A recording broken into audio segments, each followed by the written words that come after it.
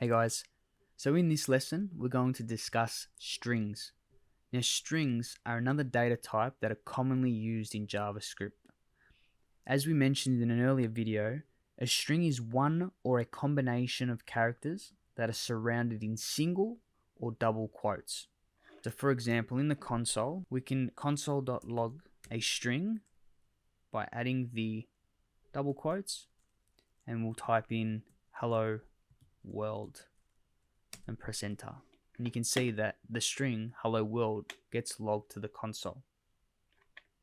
Now, as we mentioned in the numbers lesson, the plus operator is used to add numbers together. Well, we can also do this by adding two strings together. We do this by appending the right string to the left string. So for example, if we console.log hello plus world and press enter, we get the same result but without the space.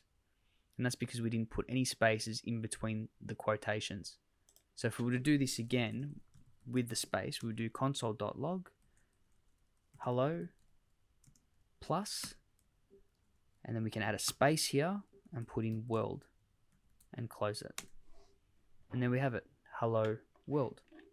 Now you can do as many strings as you like, there's no limit, or you could do a single word. The main takeaway is that the string is wrapped in either single or double quotes. So single quotes, hello, plus, and then we can do double quotes, world, close it up, and it's still all treated as a string.